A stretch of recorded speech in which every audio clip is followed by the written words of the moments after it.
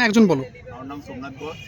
আজকে আছে 20 তারিখ। হ্যাঁ তুমি বলো পুরো ডিটেল। মুর্শিদাবাদের রান ছিল বড়মুর স্টেডিয়ামে। তো আমরা এই কজন সবাই মিলে পাস করেছি।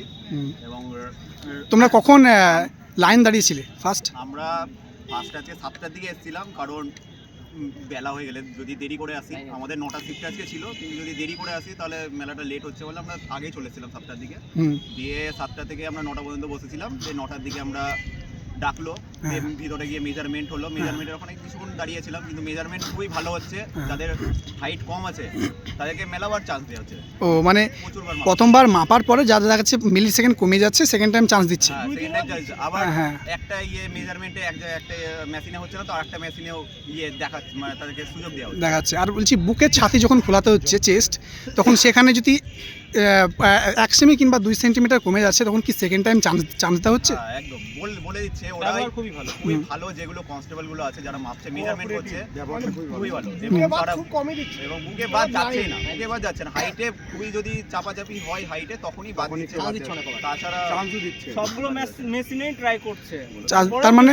তার মানে হাইট মেজারমেন্টে প্রথমবার যদি একটু সমস্যা হচ্ছে, সেকেন্ড টাইম চান্স দিচ্ছে।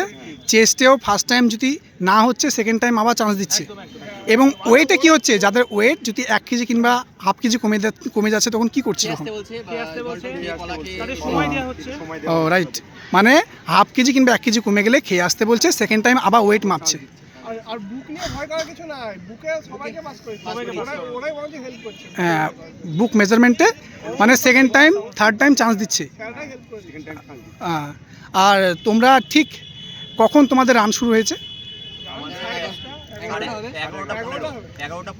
11:15।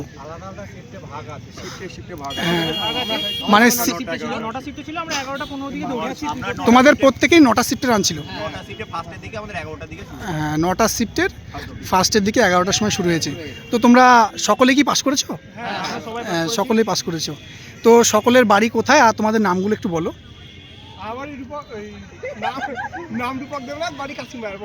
বহরমপুর। আমার নাম রনি সাহা, বাড়ি বহরমপুর, চুয়াপুর। আমার নাম অরিন্দম দত্ত, আমার বাড়ি চুয়াপুর। তোমার নাম জিনারুল শেখ, বাড়ি বহরমপুর। আমার নাম কৌশিক মণ্ডল, বাড়ি বহরমপুর।